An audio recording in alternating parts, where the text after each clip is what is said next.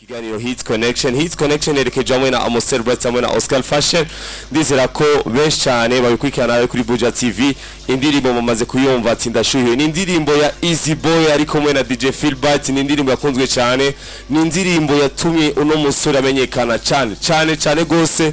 ariko inyuma yaho yarasohoye indirimbo track nyinshi cyane zageze zirakundwa yarasohoye n'indirimbo ariko ubona abandi baririmbye yarasohoye indirimbo ariko hamwe na Dramati ariko amateka yaragize niyo mutumira umusha twakire mu isambirizi yacu Buja FM yitwa Eazy Boy cyangwa shaka kumwita ati mutama w'ubuki yamaze gushika mu isambirizi yacu Buja FM Kiganiro Hits Connection dusabe abariko arumviriza cyangwa ari kuri Buja TV bashireho kamera abone ingena bereho n'umusaza yitwa Eazy Boy cyangwa mutama w'ubuki iyo Eazy mikoni uguruye Yola umeze neza ugitse gato Yohana kimeze fresh sana aka mtamo w'ubukingo kiri wati nwaneza ni bless ni OG boom selector wagwande Babylon Pandio streets of Buja umeze neza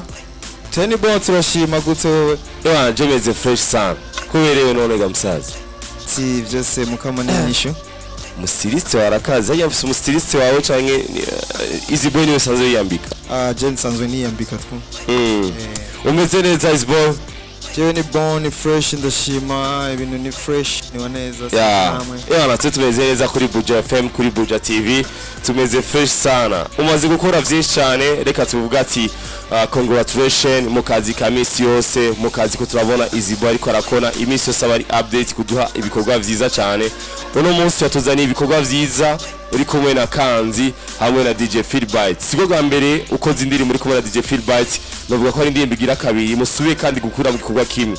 bivuze iki gusubira kandi korana na DJ Philbert mu ndirimbo Kanzi cyane baza yuko ari big chemistry ihari hagati yacu kandi urumva jewe ndi umuntu wa ma vibes hama nawe akaba ari the vibes machine urumva duhuje hamwe tuba dufise nk'ikintu twokwita hit song ego ndashaka kumenya rero urugendo rwa Eazy Boy no mwaka 2025 rumeze gute urugendo ni fresh ni neza habwa ibintu byose ukora ushimira Imana byose urumva nta kintu na kimwe umuntu yo kwishoboza so ikindi naco ti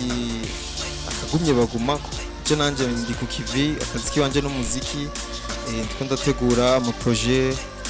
nkuko mwabonye visualizer imbere ya Sauce Boy featuring DJ Philbert ni kare n'izindi ziri mu nzira ziriko ziraza amapiano ayandi majama yose y'imiziki ihari sinzi igiti giri mugabo nkeneye gusohora cyane to mu mwaka ego uruka gusohora indirimbo muri kumwe na Intifati ndiyemera ijya ndirimbo ku bwawe Philbert meze gute kuri wewe nkuko vyumva mu gahunda ni kwiyemera siko je nta muntu nzorindira haze ngo ambwire ati izura renze je ntamura kwanza ku bwanje ati je ndiyemera tu ama feedback y'indirimbo ni bon ku bantu biyemera umuntu wese azi yuko ari kiremwa muntu ku isi ya Nyagasani uzi neza yuko utegerezwa kwiyemera kubera iki Eazy ashaka kumara amezi 6 azanye igisora wasohoye no ndirimbo ndiyera ukumwe na 90 ariko amezi agera kuri 6 udasubira kandi ugikorwa ugiye kuduha ikorwa haciye ikintu kigera nk'indwi zigera kuri 2 kino kiwa gisosi kubera iki Eazy Boy kumara amezi yose agera kuri 6 azasura igikorwa kubera ko je numva yuko nokorera kuri timing yanje ni na hamwe so ikintu ari ciza sinibaza ko umuntu yoca yidoga ngo natevye hajya abafana nibegera kugira ati Eazy ibikorwa byawe turabikunda ariko gerageza basi mu mezi 3 dusura igikorwa ego byose birashoboka siko mugabo numva yuko twakoresha umwanya timing niyagera yuko haba ama back to back siko kuvuga yuko imbere yuko ubona igikorwa gisohotse canke ukabona amasanamu haba habanje ibindi bikorwa kugira gitegurwe kugira gitunganyije neza siko kuvuga yuko kintu cyose je ndagiha umwanya muganzogerageza bivanye n'ukuntu ndiko ndakora bivanye n'ukuntu ndiko nditanga muri uwo muziki na cyane muri music business umaze gukora n'abarinzi batari bake umaze gukora ibikorwa byinshi cyane n'abantu barabikunze ariko ndashaka ati itandukaniro kwa Eazy Boy no gukorana featuring n'abandi baririmbyi ivuze iki kuri Eazy Boy gukorana collabo nyinshi n'abartiste bo ngaho? Collabo maze gukora mu gasi nyinshi. Maze korana na DJ Phil Bites, maze korana na Dramati, maze korana na Swati, Mokenzi, na ari kumwe na B-Face. Yindi ni ya. Nizo nyene? Yego ni nyinshi. Ariko ku artiste foko tuvuga ati Eazy Boy kugira avuga ati okay, ufashe B-Face. Ararenze kuri rap siko. Igihugu arazi ufashe Mokenzi, music arayumva siko. Umuntu ari kuri trending bivanye nuko nari karakora. Ufashe Dramati is a star, is a singer. Ufashe DJ Phil Bites, it's a big DJ, it's a big musician. Vibration urumva. So je numva yuko izo kwanza maze gukora ziramaze nkuko maze kuzita kari nyinshi. Me quand même numva yuko ngaha atwobanza tugakora ibintu byinshi cyane ngaha anyene muri industry yacu, nayo mpamvu nze gukora dukorabo n'abantu bo ngaha kugira numva yuko genre gushira kwisima ku muziki wacu kwanza siko hama après tunazicara bahandi nyene muziki uduge. Yes gati umuziki uduge cyane, ariko ikindi kibazo kica kigaruka kuri Eazy Boy nyene. Usanze mu artiste yandika neza, usanze ukorana n'abaririmbyi neza cyane, ariko ndi ruhande ngaca ngaruka indirimbo usohora, message usohora nizimenyereye nk'abandi za artiste. Umenyere kubona ko Eazy Boy message atanga umengo ni bya bindi zikijaba nyene ebana duterme twa tundi nyene termo zikura kuri Eazy Boy gasigaye duterme usanze turirimbamo. Mbere yuko ndakwishura indirimbo zanje ni vibe si vibe? Ni vibe. Thanks. Terme wumva yuko zitanga impanuro cyane nta mpanuro zirimo n'impanuro ziba zirimo. Sawa. So ujya anye n'umuziki wanje jewe nazanye ngaha music industry. Signature ya Eazy Boy. Wanka wemera nije nazanye afro ndundi ngaha. Nazanye afrobeat mu mudiho w'ikirundi siko. Kuvuga yuko jewe ndirimba cyane ntanga message y'ibintu nabayemo cyane ibintu tubayemo ngaha hagati mu gisagara. Imvugo dukoresha ngaha hagati mu gisagara siko. Imyitwarire yo ngaha hagati mu gisagara niyo ndirimbo cyane niwo mudiho wanje niyo style cyane niyo signature yanje jewe Eazy Boy. Signature ubona ko yamaze gushika mu bantu kuri wowe kawaida. We ntavyuzi. Ubu onye ugiye gufata bisi hajya utakura Bujavile kawaida tayari ushabana. Yes Eazy mutama woke ni indirimbo no munsi yatuzaniye ariko mwe na DJ Phil Bites. Iyo ndirimbo ndashaka kumenya vibe yari imeze gute umunsi wa mbere mucinjira muri studio uri kumwe na DJ Phil Bites. Kubera kwanza kwiyumvira kandi mu cyo kabiri DJ Phil Bites mu ndirimbo yiwawe. Shatunda mwemera ujya mu jama kandi n'umuntu twahuje ivyiyumviro ndetse no muri vibe imibereho nyene ya misi yose. So nukuvuga yuko je nkoranye na DJ Phil Bites ashaka no gukora na album yose atacho bitwaye kandi vyitwa yuko ari peut-être Eazy Boy DJ Phil Bites. Kubwawe DJ Phil Bites mufatiki mufata nkande mu muziki? Ujya mujama je kawaida kuri jewe nisumba zose tu. Mujama yatanguye kumva yuko Eazy Boy nyene ari mwikintu bivanye n'abandi no banaregereye mbira ati nshaka gukora uko onye nuko onye ngawe yantawe directement arumva yuko twojagaraza kandi n'ubundi ngaha sije gushimira Imana no ari gihe urigiye soa collab no artiste umwe akavuga ati nta mwanya ndaro birigira bigushikiraho guys boy before narasorana Bujavile cyashuhiwe ni indirimbo kwe ni projet nayo mfitiye kabiri ku bantu benshi nari niyumviriye yuko mwishiramo abantu oyiha the test runaka numva ndiko ndiyumvira muri ako kanya mbwa ntigeze bikunda mbwa nyene turana DJ Phil Bites kizigenza kandi biraba kandi urabona nawe ti mukama n'inyishu ko turabikora neza n'ubu Eazy Boy arahari ni mutama w'ubuki ndacabikora muri uwo muziki ndimo ko ego igikorwa gishasha rero watuzanye no munsi mwisambirizi yacu Buja FM kuri Buja TV ni igikorwa ariko mwakoranye namwe na DJ Phil Bites. Phil Bites Jeruga ko arenze sana kuri intro navuga ko ari number 1 nga kera twabona aba DJ Daddy ivyo birazi kari nawe kera twabona aba DJ Daddy barakukuruka barahera ivyo bintu ako umuntu avuga ati oya bino bintu twoberera nga intro tubona intro irenze sana tubona kandi aje kuririmba inyuma intro tuje kubona kandi DJ Feelbite nawe yarafashe micro arakubisa indirimbo kandi aragira na EP wiwe ariko ndashaka kumenya gukorana namwe na DJ Feelbite indirimbo ya mbere yabaye receipt indirimbo yakunzwe cyane ngaha mu gisagara ca Bujumbura ati ndashuhiwe n'umwana kiri muto ati ndashuhiwe ubure mutuzanya kandi gatsema ati kare indirimbo isi kare mapema kubera iki kare bro ibintu byose mu buzima uzokora uzogerageze mu buzima byose bikogwe kare siko hama iyo kare nafatiye hanini kuri iryo jambo mu givyo navuze nashatse kwerekana ingene abantu nyene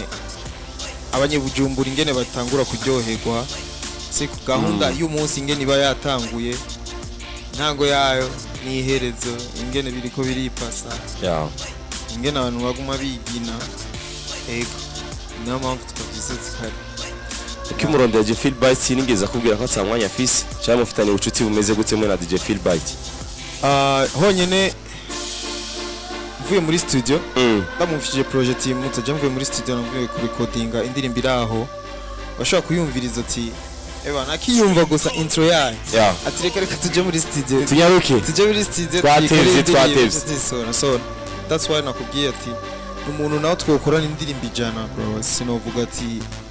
no mushira mu gitigiri cy'abantu ngo ndiko ndaharura aba artiste tumaze gukorana because is my brother no muntu muzokoma mubona muzokoma dukorana gukorana indirimbo hamwe na DJ Feelbite urumva ko mufitanye ubucuti bwiza cyane ubucuti bwa Dramati hamwe na Eazy Boy bumeze gute indirimbo Hallelujah ni indirimbo yakozwe cyane ngaho mu gisagara ca Bujumbura zari meze gute hagati ya Eazy Boy hamwe na Dramati ubucuti bwa Dramati hamwe na Eazy Boy bumeze gute tumeze neza ni sawa my brother meze neza of course I'm a Muslim so kuvuga yuko also we are brothers muri iyo nzira tumeze neza Islam tuvuga ati afshalam bana audio yakoze nandi ino ndirimbo kare uri kumwe na DJ Feelbite audio yakozwe na X Factor hamwe na Street Beat kuvuga indirimbo imwe yakorewe mu studio agira prabi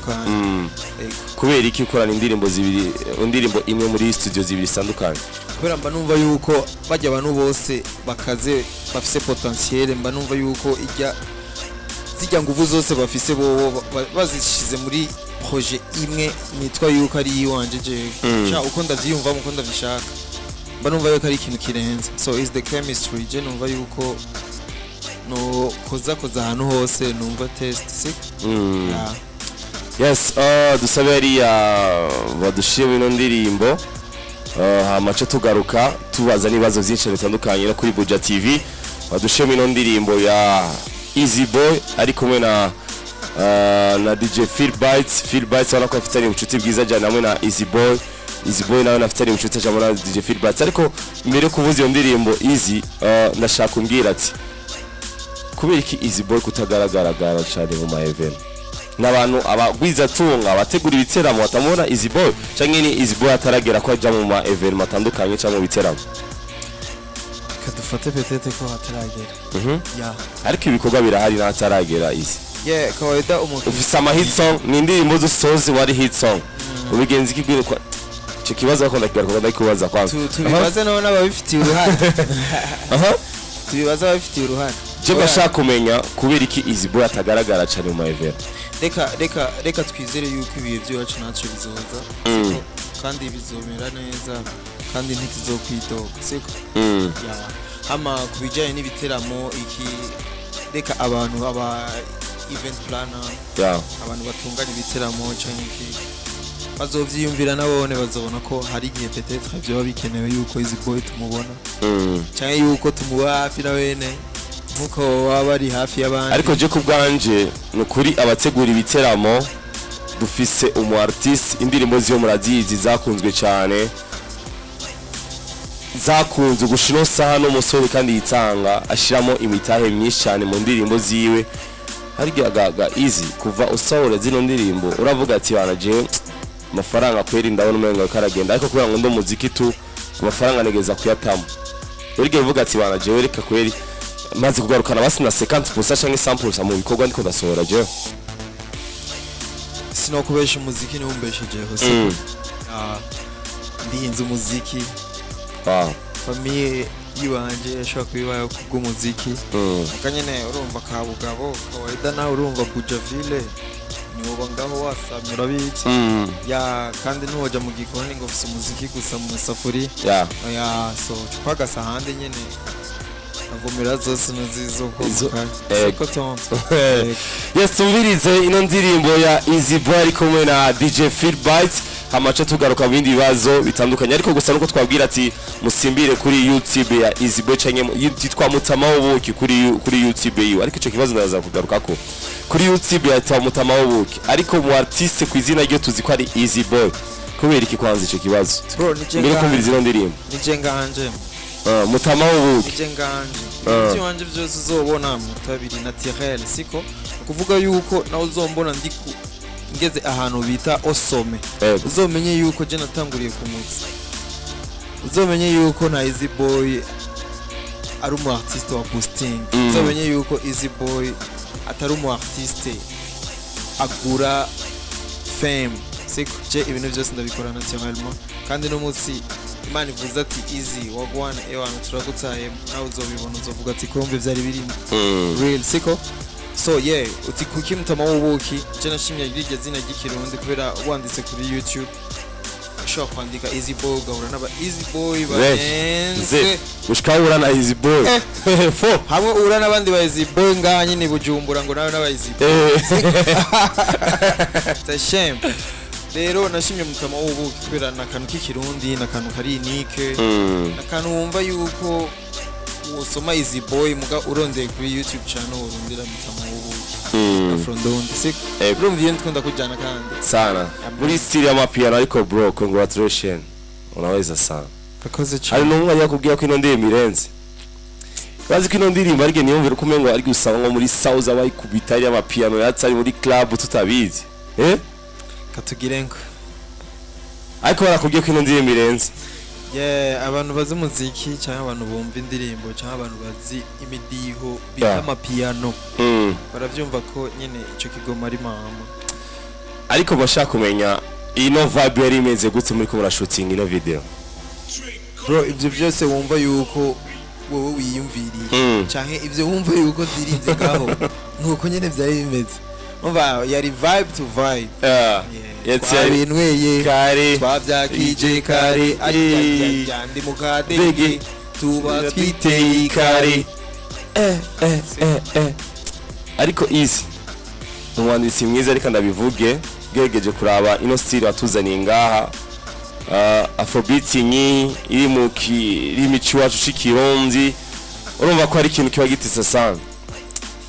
ino ndirimbo navuga ko ari indirimbo ino style y'amapiano aririmbye muri style ariko arakunda cyane ariko ndashaka kumenya feedback ya kino ndirimbo ya kare imeze gute mwisitse barakubwira ko yamaze kwashikira bakujya bashobora kuvyifuza shajewe n'ukuri nk'ikintu ca mbere mbanza kwishimira sana n'abantu bo mu masite abantu bo mu quartier bajya n'abantu biwanje sana urumva no kuvuga yuko je indirimbo yiwanje nka Eazy Boy yashobora kubiri mu gisagara indani ikaba ari hit song kaguma ari kurushinge siko nawe uja kuri YouTube cyangwa ku ma platform ukabona number ziri down mugabo jewe down mba ndiyo tu siko kuvuga yuko feedback imeze neza kandi ndanavyishimiye kubera je nanje nibo bampa intege nibo bampa ivuto zo kuba nandika ibintu bizima cyane nkora ibintu biremereye ego ino ndirimbo iragiye ku ma platform ino ndirimbo abantu batari kwimenya bamwe ndetse n'abandi hanze ko rakubwira ati bariko barayitamba canke ama challenge atandukanye ku ma TikTok canke iki ariko by the way ndayifitiye challenge y'iyi ndirimbo yavuye muri Paris Fashion Week. Wow. Umumanike yitwa Alvin Bigana umurundi aba mu Faransa niwe yayikoze ari kumwe n'abandi bamanike b'abafaransa kuba ndagatamo ahabona Fosa siko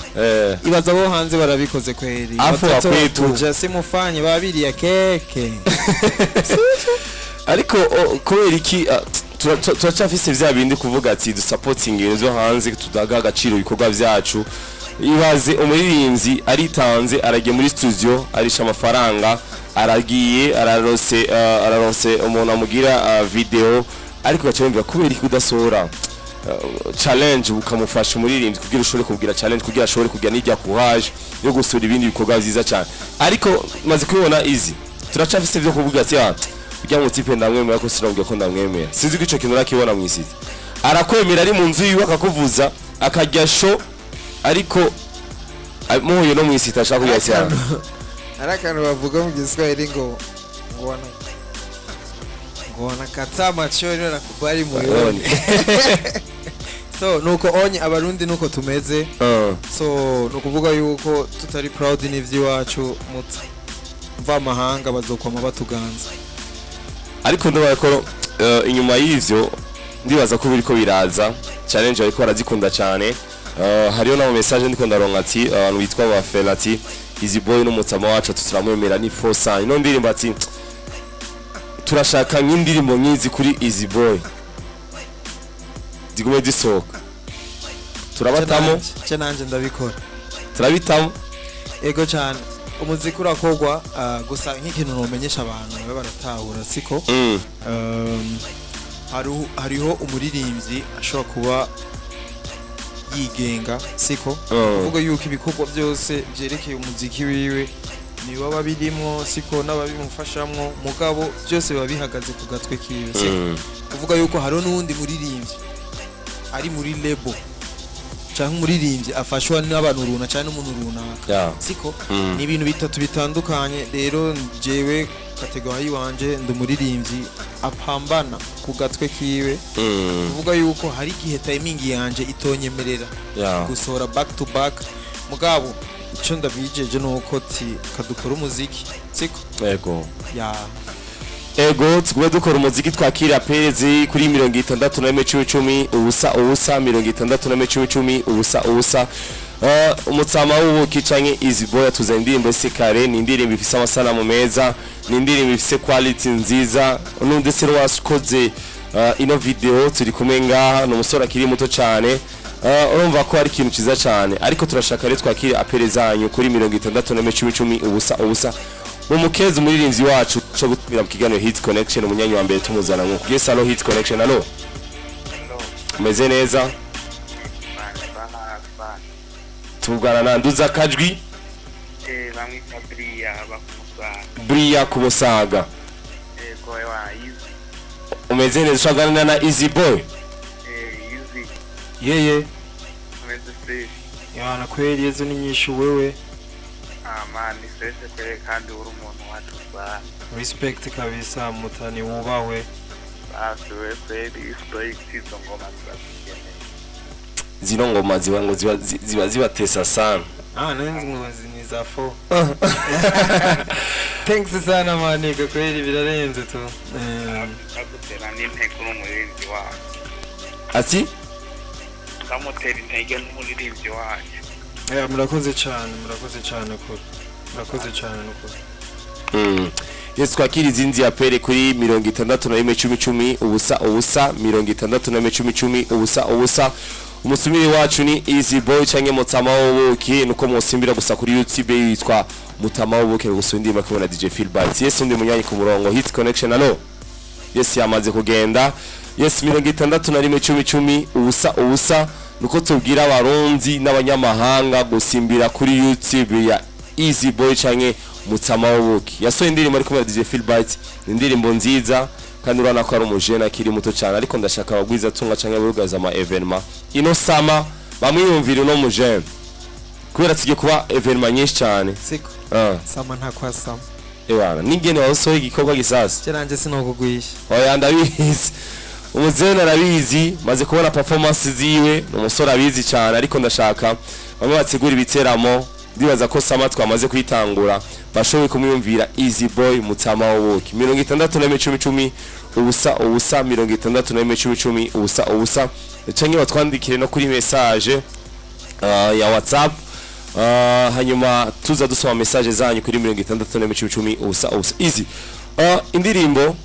imaze gukugwa n'abantu bagera ku ba producteur bagera kuri babiri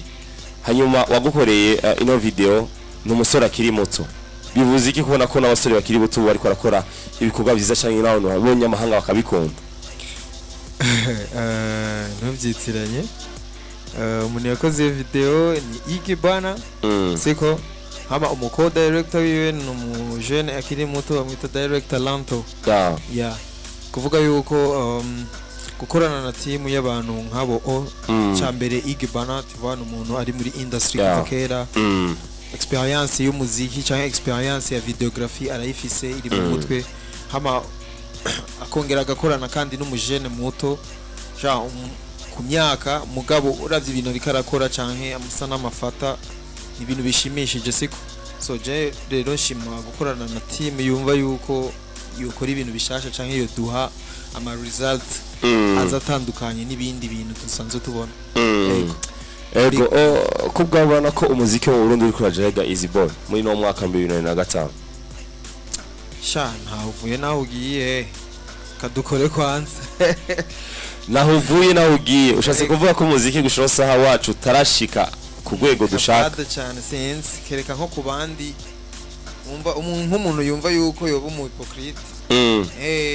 ariko bado cyane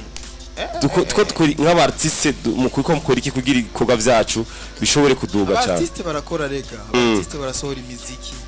abartiste barapambana abwira basohora utu video mugabo habuze ni support ibuze ukuvuga yuko umuziki ntiwogira inguvu udafise support ziri hasi ziwufasha moto n'inkingi niyo hagarara nkuko atamafera betarimo oya ntibazo kudanga bisigura ko tubuza baradushigikira mu muziki wacu yego cyane abagwiza tunga ni byinshi biba bikeneye ibintu byinshi kandi byose bikenewe cyane abakeneye kubimenya byose washobora kubibasobanurira ati nuku muga reka dukore kwanza umuziki nk'abaririmbyi cyangwa nk'umuririmbyi w'umurundi jewe reka nkore cyane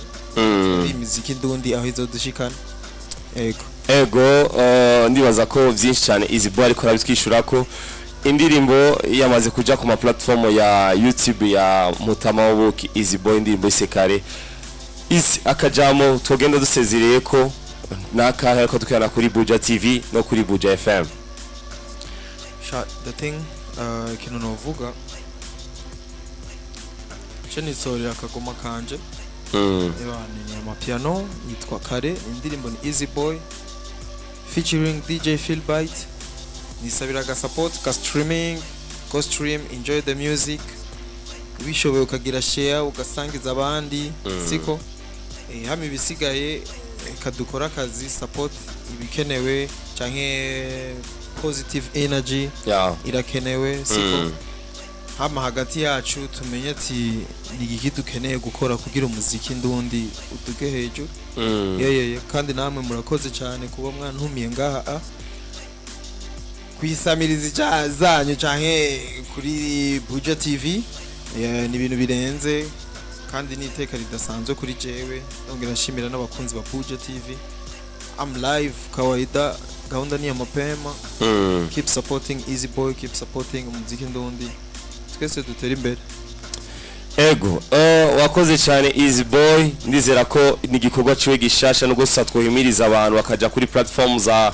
Mutama w'ubuki bakagira subscribe bakabona abambere kibona ibikorwa vyiwe vyavyo no musore ariko gahunda ni imwe ni gusimbira gusa kuri YouTube mwanziki gusakare Eazy Boy featuring DJ Philbite ni indirimbo ifite amasanamu meza ni indirimbo muri style y'amapiano nziza ni indirimbo nziza cyane ariko gusa gahunda ni yindi nyene dusimbire gusa kuri YouTube tugire share tupartage ibikorwa vy'uno musore nizera ko atakindi kintu atari mwebwe nivyo kunda nico gituma rero dushaka gushaka umuziki wacu tushikana kure cyane Eazy wakoze cyane kuza ubutumire bwacu kutugusangiza arukunda ibikorwa by'abaronzi ndetse n'ikiganiro Hits Connection wakoze cyane ku butumire bwacu nongere ndabashimire nanje murakoze cyane ego Nikita anakora amasagene kiganiro asa nka ariko araturega ndagushimire cyane nawe Bakoze cyane Hassan bakoze cyane abadukurikiranye isamizi yacu n'abakurikiranye televiziyo yacu dusubire twebwe ejo Imana rero yabidukundira isaha nka zazindi nyene ariko ibiganiro vya Buja FM birabandanya n'amasaha 28 kuri 28 ego mwakoze cyane mwege mwasho kudukurikirana kuri kiganiro cyacu Hit Connection dushimire cyane Amostel Bright yashoye kutwimvira dukorana nabo dushimire cyane Oscar Fashion kugira dushobore kwambara neza cyane dushimira no bose cyane bashobora kutwumviriza